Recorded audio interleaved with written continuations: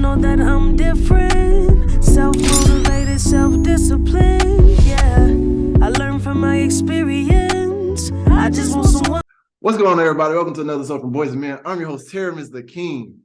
And today I got a special guest on, and this guy has changed the landscape of my city forever. And in a positive outlook, brought so much attention to the small city known as Pensacola, Florida.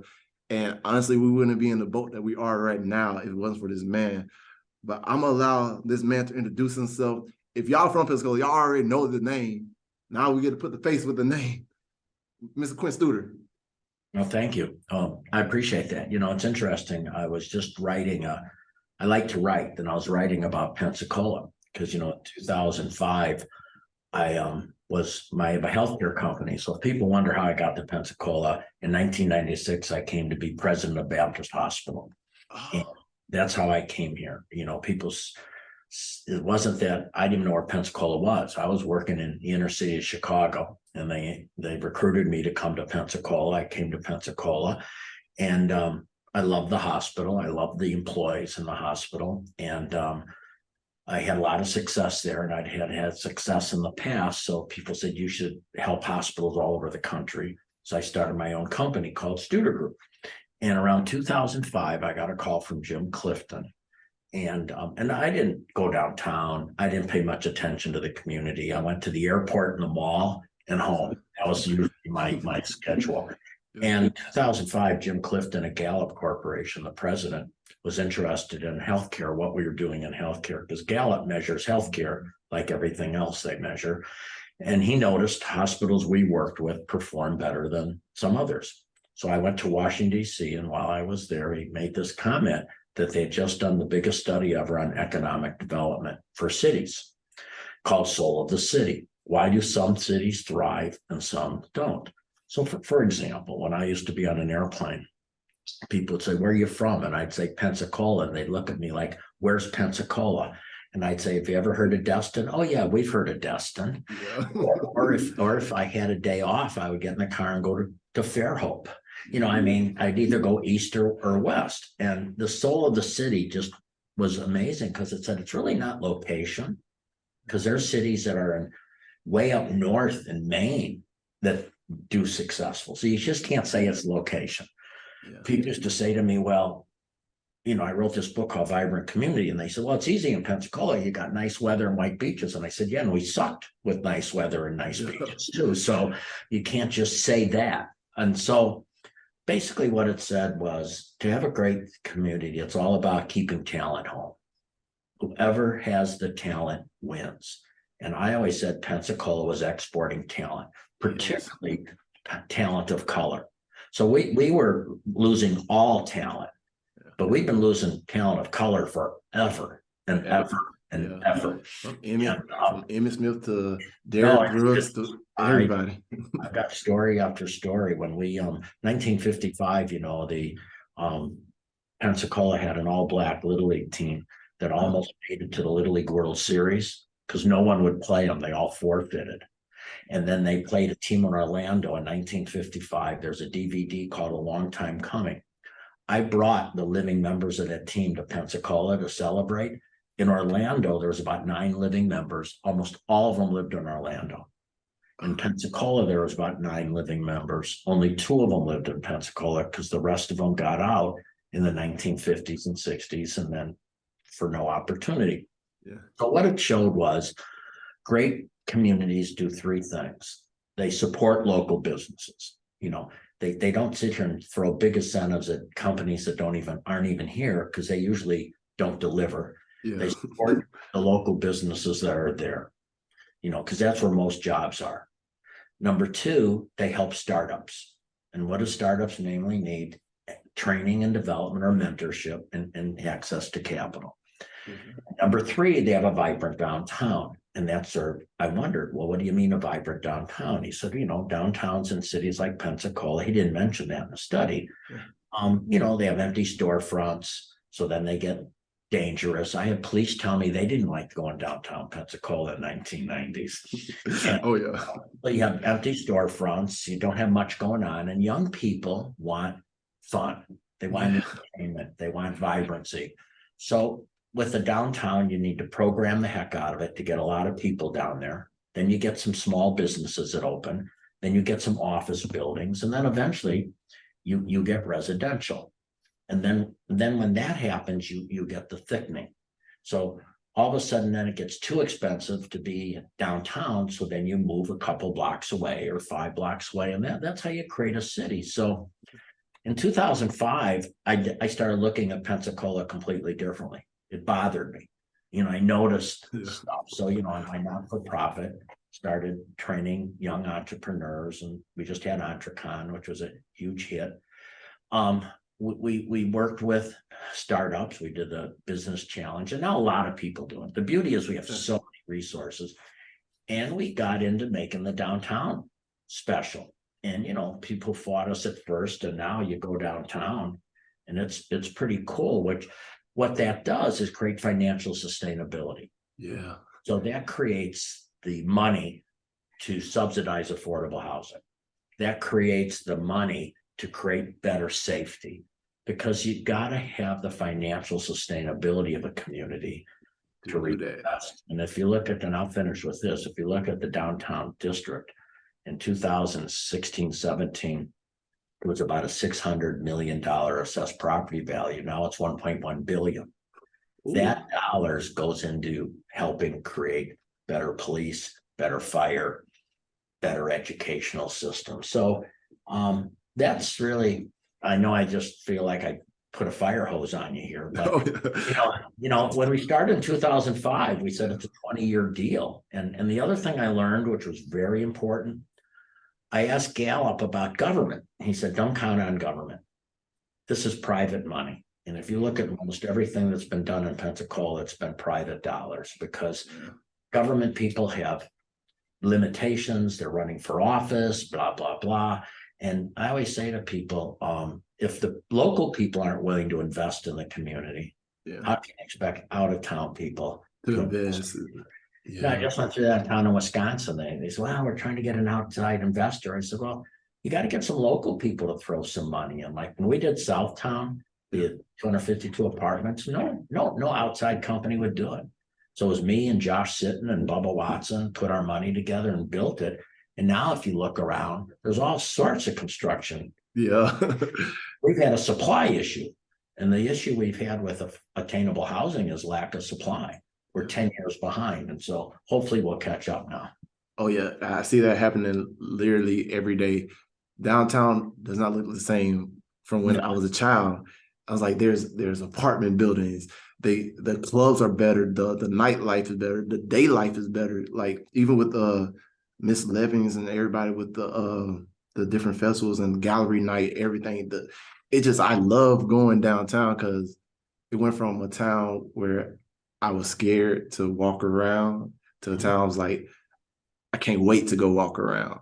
And it's a lot more inclusive. If you look at EntreCon, look at our EntreCon awards, if you look at Civicon, if you look at what's out there, it's really neat. What's really neat to see Pensacola right now is the young people are taking leadership roles. Yeah. No, you don't wait. We have a 38-year-old mayor. I think that's a very positive thing for this community. That is good. And I just think you've got young people saying, I want to stay. Lafayette, Louisiana did a study of Pensacola because we're very similar to Lafayette, Louisiana, population-wise. And they've had, in the last 5 years, they've had more births than deaths. So when you have more births than deaths, your population should be going up. Yeah. Their population is pretty much flat. Okay. We've had more deaths in Pensacola than births, yet in the same time frame, our population has gone up 5,000 people. What that shows is that we're reversing migration out. Yeah. And that's been the whole goal, to reverse migration, to keep talent home and to allow talent to come back. And what are they looking for? They're looking for opportunities and they're looking for a cool place. Oh, yeah. And yeah, that's great because I used to always hear, if you want to make it and you're from Pensacola, you got to leave Pensacola. Yeah. And now it's like you don't have to. And it's great because like our college up here at UWF, They're doing great. They won a couple of championships already, and they're in the playoffs right now, winning, doing their thing, looking like they're about to win another championship. The Wahoos just won their championship, and I was grateful for the opportunity to be out there and be a camera person. Mr. Stewart, I just got to say thank you for that just alone. And I'm just training and development. I'm meeting with Rick Fountain, the dean of the School of Business, here in a couple of weeks, because before COVID, we had just really started getting a lot of UWF students to job shadow. Yeah. Because what you want to do is get to know people in the community. And if you're UWF and you maybe can work at this company or job shadow at this company, then you get to know people. And you get to know people, then you create relationships. And if you have a relationship, you're more likely to network and stay. Yeah. There's a lot more people who stay around now than back in the day. And that's just a testament to the work you have done in this community. And like, it's an honor to see that people invest into this city. Like Navy Federal even came down from Norfolk. Now that's interesting. That's a story too that I think real people don't know. But we sometimes in Pensacola get caught up and we give up opportunity thinking there's something better coming along. Yeah. And I see it. I mean, we're talking all positive stuff, but we've also had some real errors here, missed opportunities. But when Navy Federal first announced that they were going to put a call center here, we had people in our community, no, we don't want a call center. We want high-paying jobs, high-tech jobs. These are $12 an hour jobs. And I said, yeah, but if you're making $8, $12 is pretty good. Yeah, that is good, especially right then. and if you're getting benefits. And I said, so let's just make these 300 work. Well, now they're 7,000. Yeah. So if you don't get the 300, you don't get the 7,000. And I think people have to realize I call it small ball. Most development, if you look at downtown Halifax, the first big thing was taking the corner of Halifax and Main, taking 2 vacant buildings and bringing them to life with the bodacious shops and that. Those were empty buildings just sitting there, and across the street was 2 empty lots. Now you've got the gardens there with all the trailers. Now it's a vibrant corner. And then it comes its way down. O'Reilly's, which was always crowded, that was just an empty office building. And then you look at the downtown Abbott's uniform store, which was vacant. Now the World of Beer. And you can just go on and on and on and say, these were vacant buildings that are now brought to life. And I think that's because people will only walk about 60 feet until they want to see something new. And what they call it, for our people that are listening, you don't want gaps in your teeth. And when you look at a downtown, if you have empty buildings, it's gaps in the teeth. And the more you can fill in these gaps, the more vibrancy you have. And so that's sort of, for people that want to have urban talk, that's a little urban talk. You don't want gaps in your teeth downtown. Oh yeah, I like that method, because especially for me being from an outskirts city, like Cantonment. Mm-hmm. Like I see this all the time, especially like I feel like Cantonment is dying down, and it's like so much development that need to happen here. And I'll be trying to tell people like, hey, look at what they did here. We can do this here, but it's kind of hard to get people to. Well, I think what'll happen is, I always wanted to get people to go to the West Pensacola. Yeah. What I've learned is, as long as there's land in East Pensacola, they ain't going to West Pensacola. And no more land in East Pensacola, or it's too expensive, then you move to West Pensacola. But I think same thing with a Cantonment or any of these cities. You get to a point where you get the population starts moving, and then the population says, well, wait a minute. We understand we have to drive downtown for a baseball game or for a big event, but gosh, for coffee shops and bookstores and shops, you didn't have to do that. And then I think that's what you're going to see out there by Navy Federal. They're going to take some of that empty space and they're creating places for people to hang out. And then also people won't need to get on the roads. Yeah. And so I just think it comes in time, and you have to, just like, I tell people, very few people can afford to live by Central Park in New York. Yeah. However, they can all learn to enjoy Central Park in New York. Oh yeah. And I think so. I think those other areas, as Pensacola continues to grow in population, they call it a thickening of the city. Yeah. The city starts thickening and moving out because it gets less expensive. And I want to do a startup, but that's where I think you have to help startups, because I think the challenge with many startup businesses, they don't have enough money to go to a good location. Yeah. So they go to a poor location. Yeah. Harder for them to make it. So if you look at downtown Pensacola, when DC Reeves was opening up Perfect Plane, he was going to go outside Pensacola. And the decision was, no, you got to bring it inside because you won't make it outside. And I think look at many of the stores downtown. You want to get it where people walk to a lot of places, not just one. When we opened up Five Sisters in De Villers, that was, that was a destination place at first. There was nothing else there. And now you're seeing it get a little busier, slowly evolve, and those types of things. Oh yeah, because I remember as my childhood driving through those streets and everything it was very little. Like it's just remarkable to look back over, for me, even just the 10 years. Yeah. From actually it's 12, since I graduated high school, went to the military, came back, just the consistent growth that y'all have done. It's about 10 years though, you're right, because I think it took about 6 or 7 to get things remodeled, redone. It's a slow process. I tell people that, by the time you're exhausted, somebody just notices it for the first time or something, or they don't.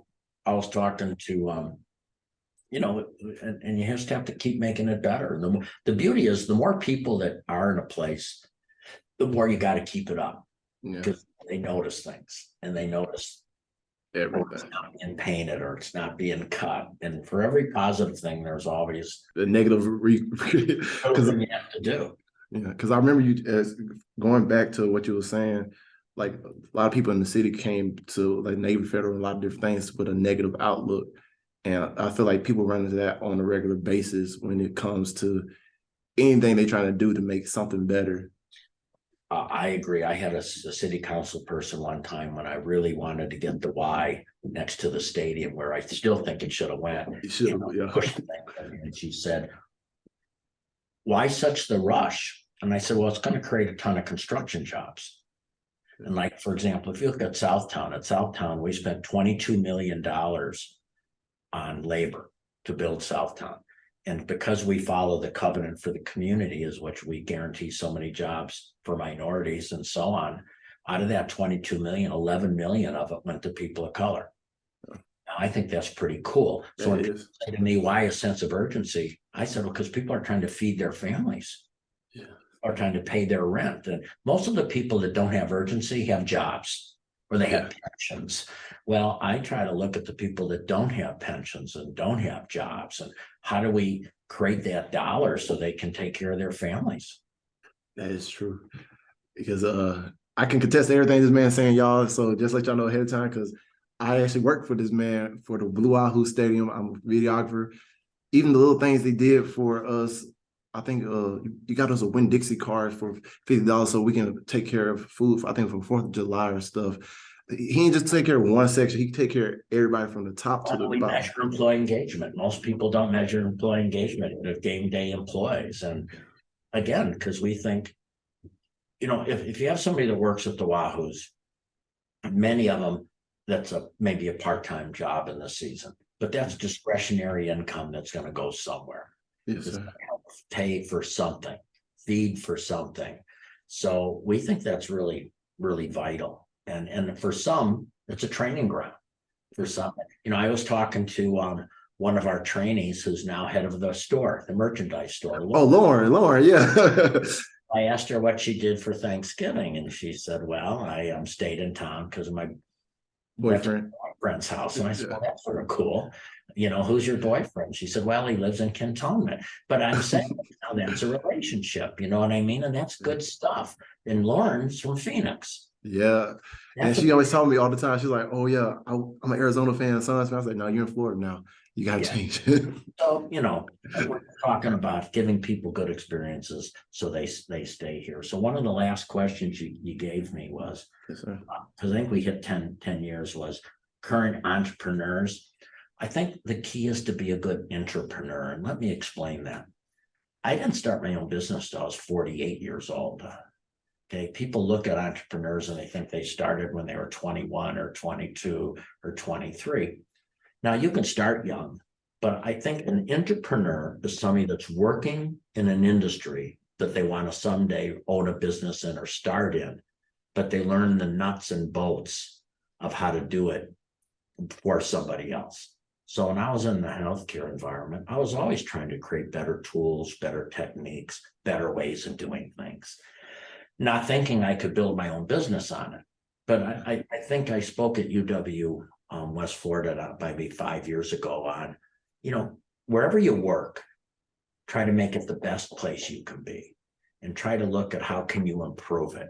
Because, most people that start their own real estate company were a realtor for somebody else. Yeah. Most people that start their own restaurants worked in a restaurant at one time. Most people that start their own IT company worked in IT.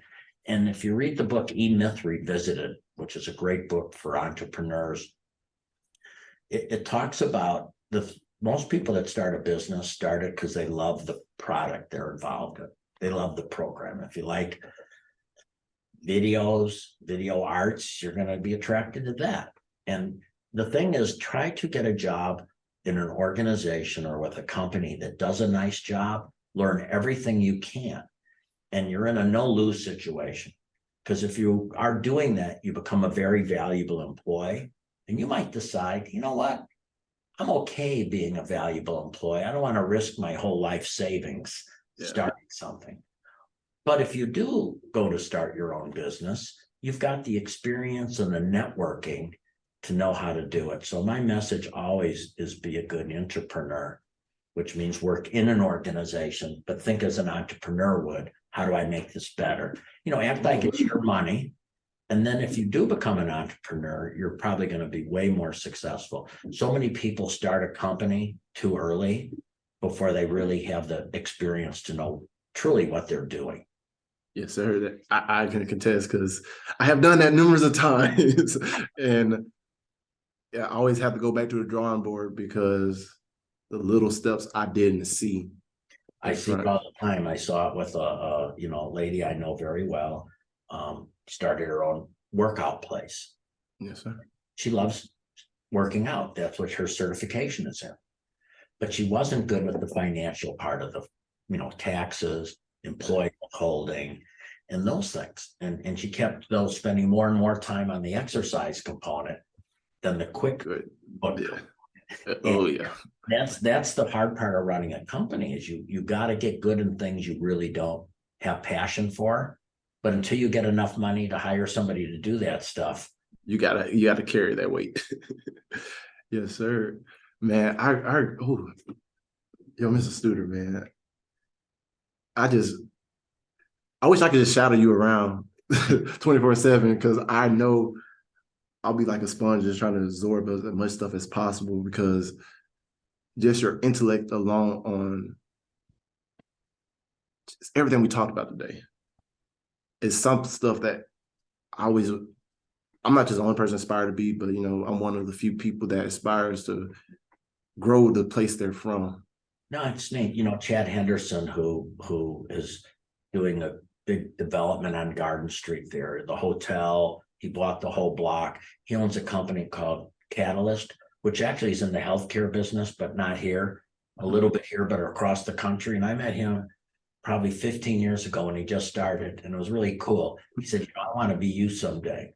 And I said, well, you'll and it's really cool. Not that he's me, he's probably better than me, but he's doing all the right stuff. He's made his money. Now he's investing in the community, investing in it. And I think that's really cool because he's giving back.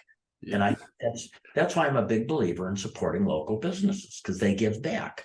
You're a philanthropist. They're not running in some corporate office out of New York, Chicago, or Nashville. They're not the ones writing the check for philanthropy. It's usually local people. And sometimes I go to communities, there's almost a jealousy, like, oh, that local person's making money. I said, you should hope they make money. Because that's more money for you. To the community, the person that, and these are nice places, but, corporate headquarters in Atlanta isn't thinking about writing a check Yeah.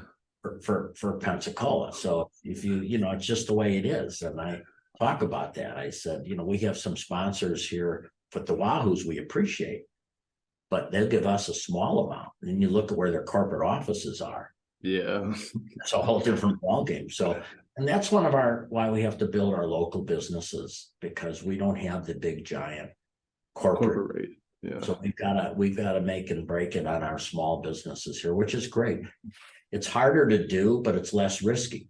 Because if you look at places that are that built on one big business, like when that business goes away, the whole town is gone.